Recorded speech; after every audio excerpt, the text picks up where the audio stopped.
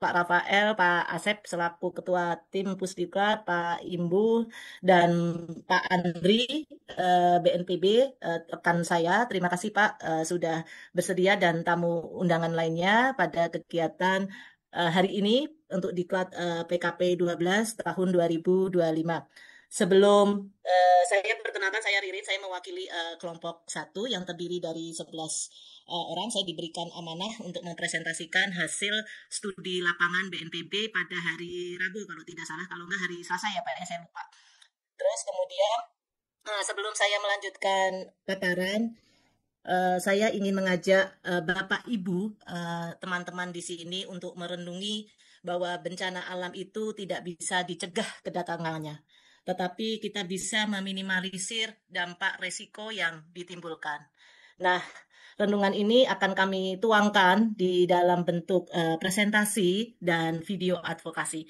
Oke, baik, untuk tidak lama-lama nanti mungkin bosan mendengar saya, lebih baik langsung menyimak presentasi saya. Eh, baik, terima kasih. Mohon maaf Pak, di sini saya agak gangguan sinyal. Tugas BNPB itu salah satunya tadi fungsi, sudah mungkin di next Pak, mohon dibantu untuk next. Nah, ini adalah, sebentar Pak, yang tadi sebelumnya. Ini yang nah ini. Nah, ini adalah diagnosa masalah atau gap masalah yang dari pengamatan atau hemat kami berdasarkan kelompok, yaitu adanya perbedaan data dan informasi. Kenapa kami mengatakan perbedaan data dan informasi, yaitu adanya perbedaan antara uh, instansi atau kementerian lembaga di lainnya, terutama di komando ya, pos komando, bahwa di sini ada perbedaan data. Kemarin Pak Andri juga sudah mengatakan bahwa data korban seperti potongan tubuh, bla bla bla. Nah ini adanya gap di situ.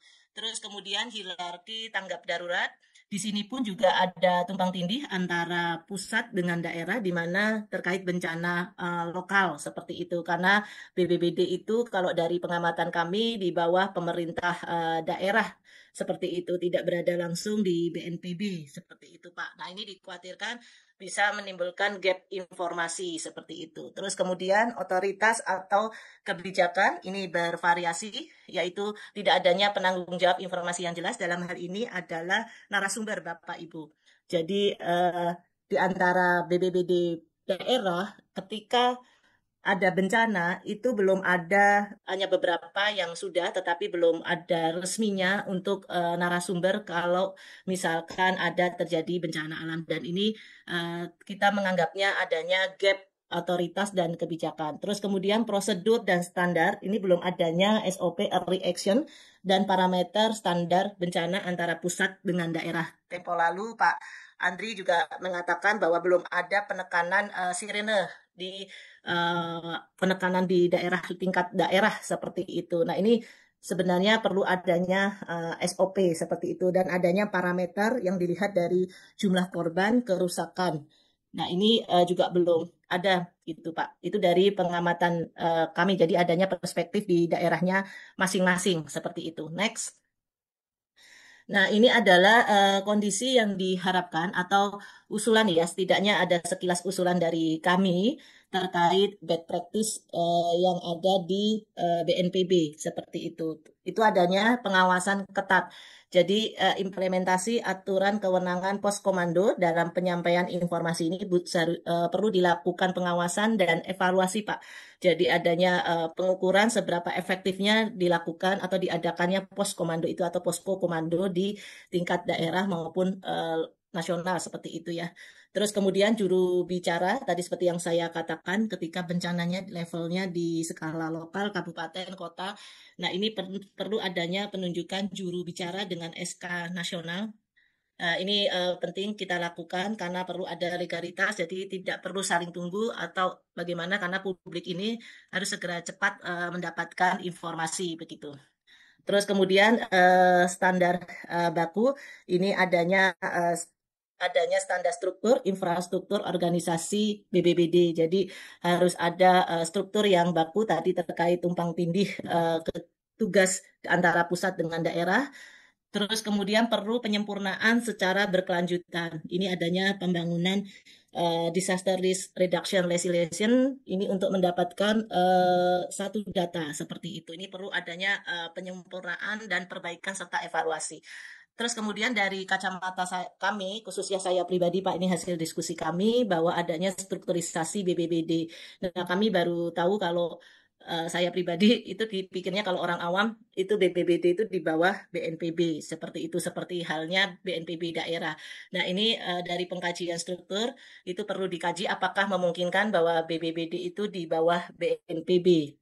Nanti terkait administratif itu berada di pemerintah daerah, tapi ketika dalam penanganan itu di bawah BNPB seperti halnya BUMN itu kan berkoordinasi dengan Kementerian BUMN, terus kalau di airportnya penerbangan di Kementerian Perhubungan. Jadi perlu ada dua tanggung jawab, jadi perlu fokus seperti itu.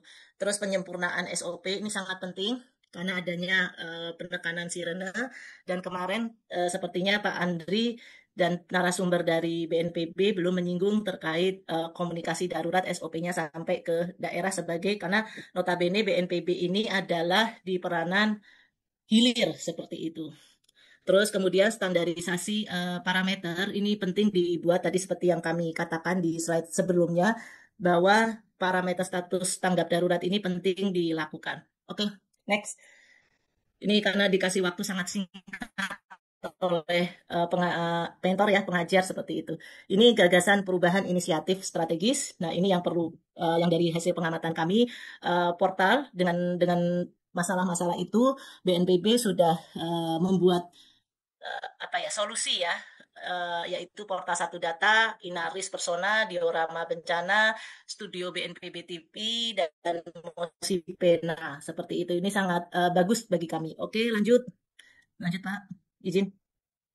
Nah, ini cakupan manfaatnya mungkin saya skip. Next.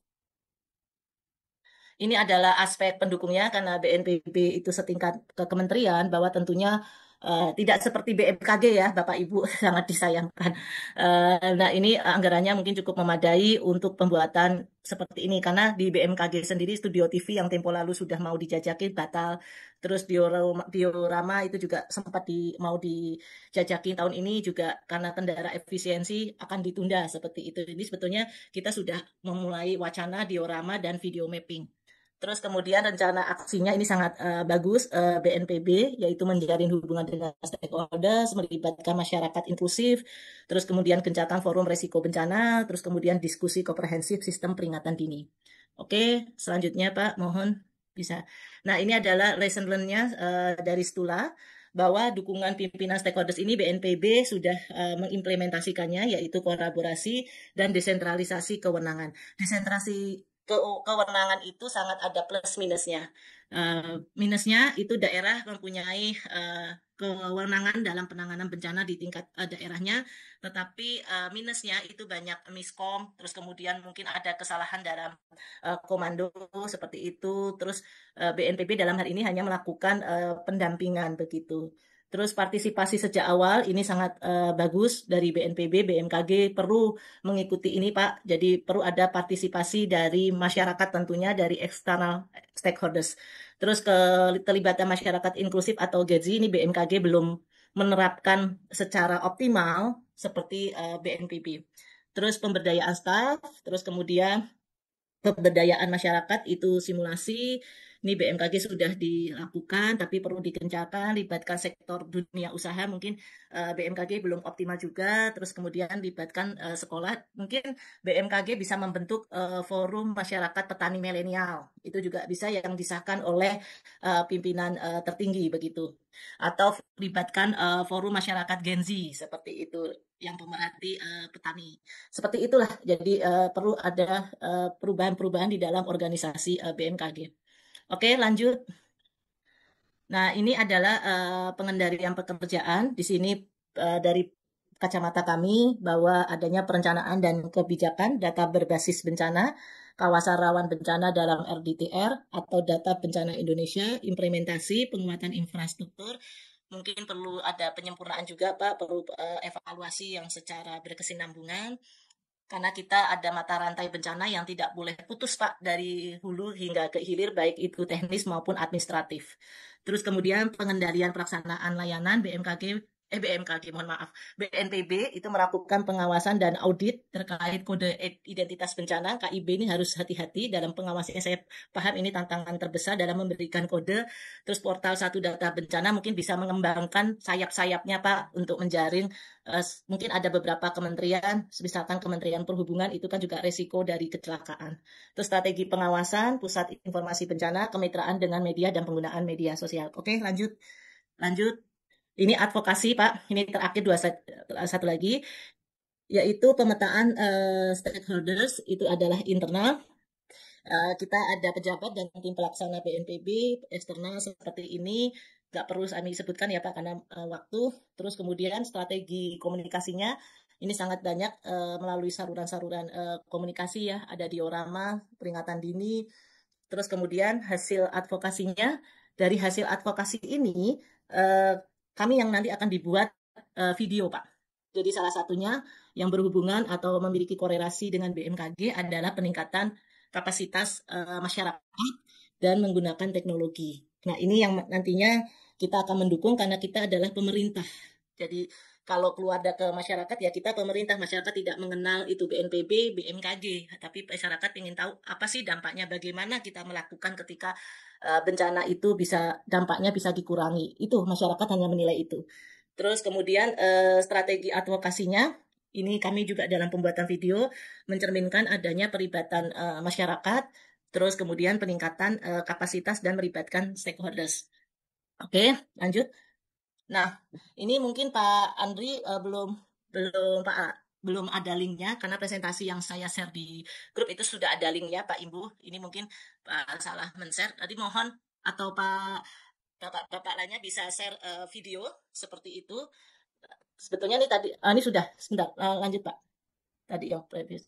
Nah ini yang tadi sebelum. Nah ini tadi kita akan melakukan kegiatan salah satu program dari BNPB yaitu Siap untuk Selamat. Dengan tingginya risiko bencana seperti gempa, tsunami, hingga banjir dan longsor, masyarakat perlu dibekali kemampuan merespons situasi darurat dengan cepat dan tepat.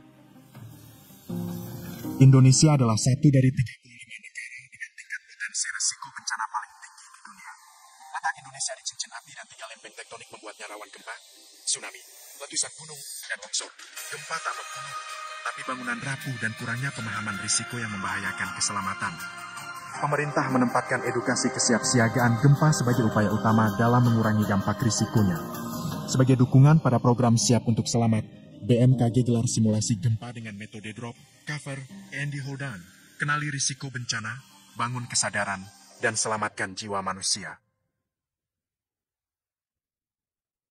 Baik, itu video dari kami, kelompok 1, sesuai arahan, itu adalah 1 menit, karena kami mendukung jargon BNPB, siap untuk selamat, seperti itu. Baik, demikian presentasi dari kelompok 1, terima kasih, saya serahkan kepada Pak Imbu. Baik, terima kasih kelompok 1, Bu Ririn, terima kasih mewakili kelompok 1, luar biasa, cukup komprehensif, dan bagus sekali videonya. Kita kasih aplaus sama-sama, teman-teman. Andri dari BNPB untuk menanggapi dari paparan kelompok 1 tadi. Kami persilakan Pak Andri. Siap Pak Imbu, terima kasih. Oke.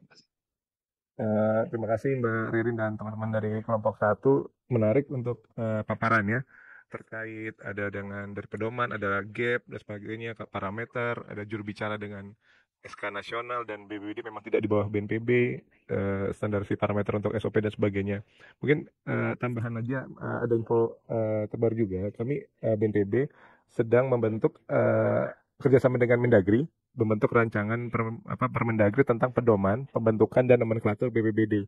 Jadi nanti BPBD itu harapannya ke depannya nggak lagi tetap di bawah kepala daerah, tetapi mungkin akan setingkat dengan kepala dinas Pak Imbu. Jadi rencananya nanti minimal kepala BPBD itu eselon 2, nggak lagi ada. Sekarang masih ada yang eselon 3. Jadi itu masih masih kita godok dengan teman-teman dari Kemendagri, dan harapannya ke depannya juga bisa lebih baik lagi, dan semoga nanti ketika kita sudah mensosialisasikan terkait dengan penanggulangan bencana sudah tidak lagi itu disebut BNPB, BMKG dan sebagainya, sama-sama kesatuan nih, seperti yang disampaikan Mbak Ririn tadi.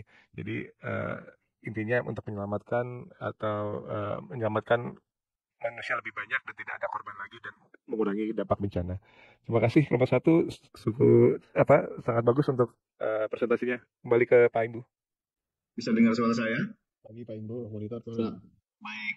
Pak Anggri, ini tadi Pak Andri dari BNPB juga sudah hadir, Pak. Ini teman-teman mau melaporkan tentang hasil visitasi yang salah satunya adalah advokasi di sana. Jadi tadi sesi kelompok 1 dari BNPB, karena Pak Anggri dari Kementan ini sudah hadir, maka akan kami persilakan mungkin dari kelompok 2 dahulu, Pak. Kelompok 3 dahulu untuk dari Kementan. Begitu, Pak. Mohon mohon disaksikan ya, Pak. Izin Bapak. Terima kasih. Ya.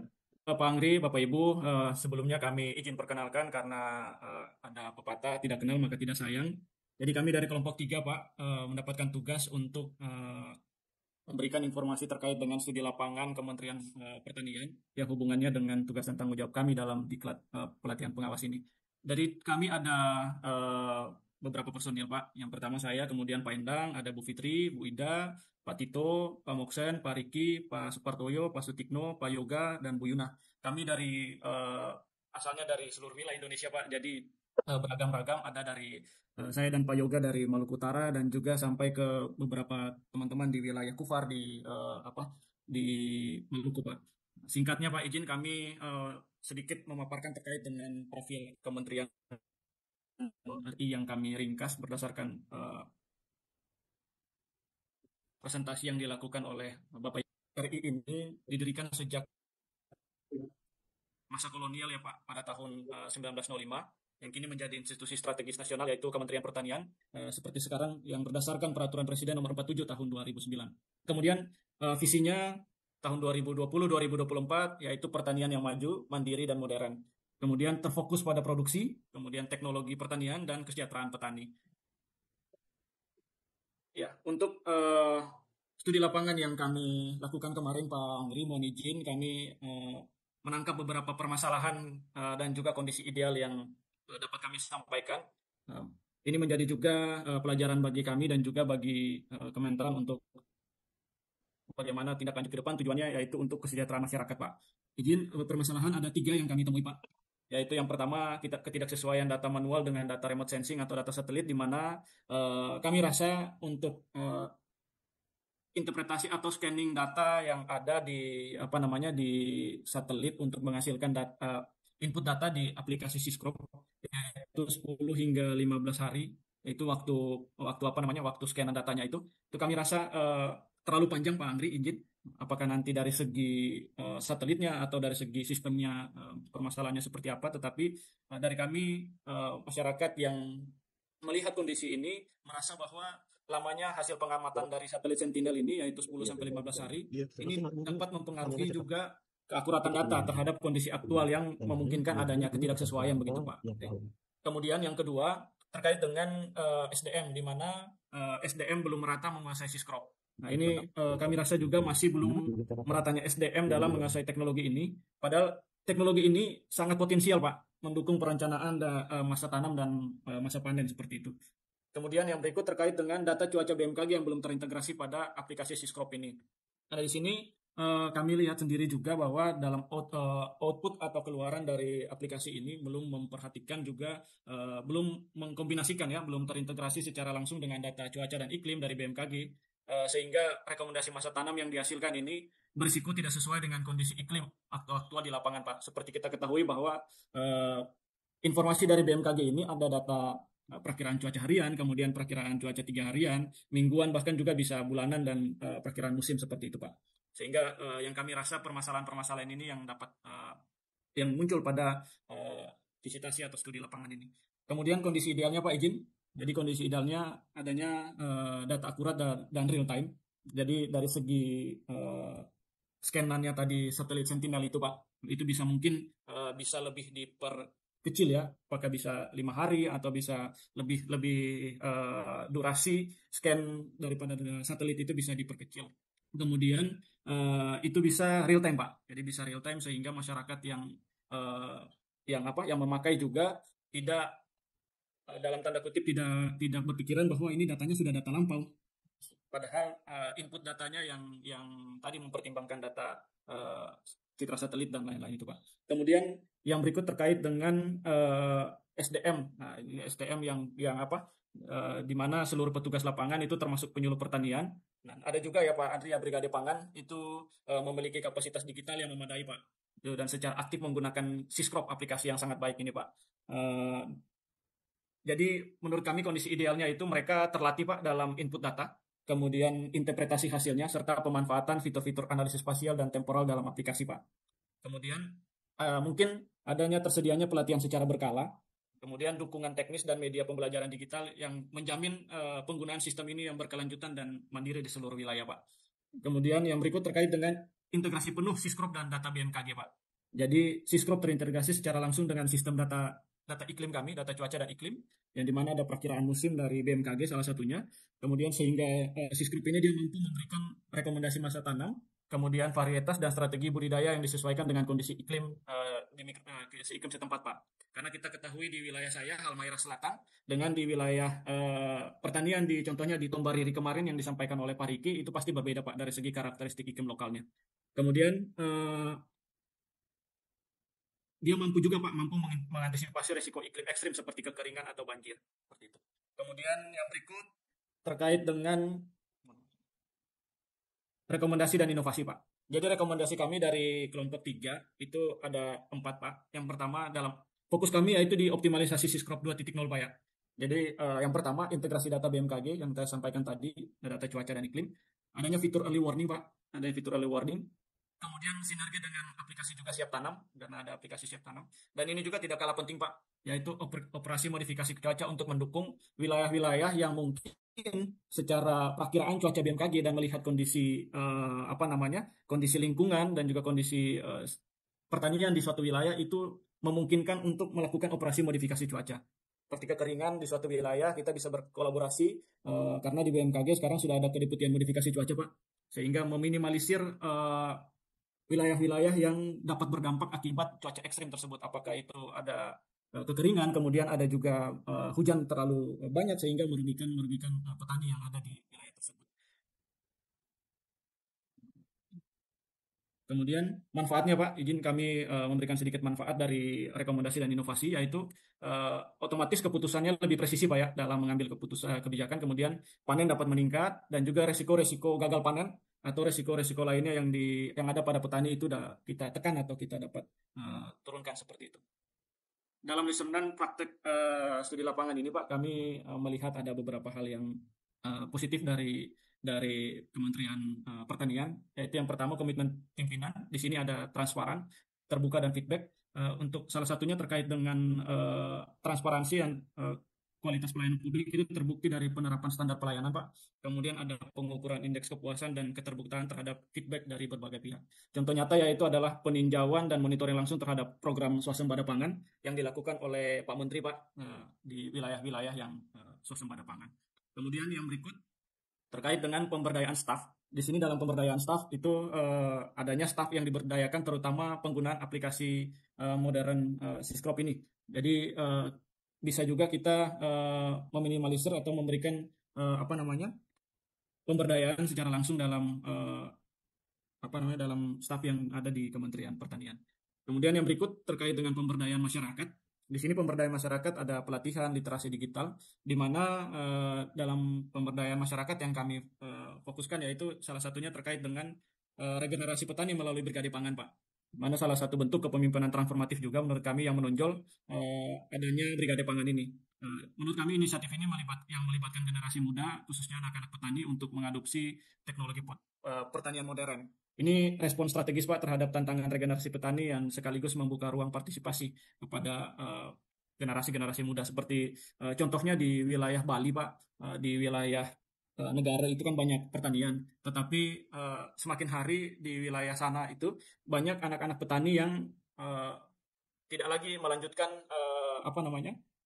keberlanjutan pertanian yang diwariskan oleh orang tuanya. Mereka lebih milih membuka lahan untuk kegiatan-kegiatan wisata atau kegiatan lain yang yang bisa membunuh dan juga bisa berdampak kepada pertanian di wilayah Indonesia begitu Pak. Kemudian yang berikut, ini yang tadi Pak Brigade Pangan itu Yang berikut adanya monitoring di sistem GIS dan dashboard. Ada juga kepemimpinan yang adaptif, yaitu adanya indikator yang jelas dan feedback yang cepat dari Kementerian Pertanian. Kemudian ini ada strategi advokasi yang kami coba tawarkan, Pak. Yang pertama terkait dengan kita membuat MOU antara Kementan dan BMKG terkait dengan integrasi data cuaca dan iklim. Yang berikut adanya kolaborasi juga dengan pihak lain, BRIN, Pemda, perguruan tinggi, swasta, dan ada kampanye yaitu webinar, simulasi, dan juga peningkatan media sosial. Di sini ada juga kami advokasi terkait dengan BMKG dan Kementan, yaitu pemanfaatan modifikasi cuaca yang tadi kayak sampaikan di awal itu, Pak. Itu yang dapat kami sampaikan, Pak Anggri. Bapak Ibu mungkin tidak terlalu banyak, tetapi kami coba ringkas saja PPT-nya sehingga semoga dapat menjadi alur yang baik dalam advokasi kita. Mungkin mohon izin Pak Imbu, apakah kita bisa putar videonya atau bagaimana Pak, izin? Silakan Pak, itu yang ditunggu-tunggu. Ya. Terima kasih Pak Imbu. Untuk putar videonya sudah disiapkan oleh tim. Ya, Pak Tito di Monser.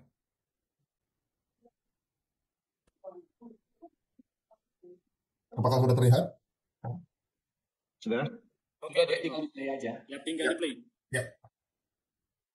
Sebagai bagian dari pelatihan kepemimpinan pengawas BMKG Angkatan 12, kami melakukan studi lapangan secara daring ke Kementerian Pertanian Republik Indonesia sebagai garda terdepan ketahanan pangan nasional.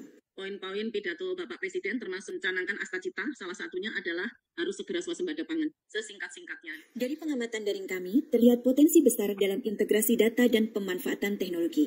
Kementerian Pertanian merespon dengan revitalisasi manajemen sumber daya manusia dan digitalisasi layanan demi efisiensi serta transparansi. Kementerian Pertanian dengan visi pertanian maju dan modern berinovasi melalui sistem aplikasi Siskrop yang mengintegrasikan data cuaca BMKG untuk panduan musim tanam petani. Ini adalah bukti kolaborasi nyata antara Kementerian Pertanian dengan stakeholder terkait.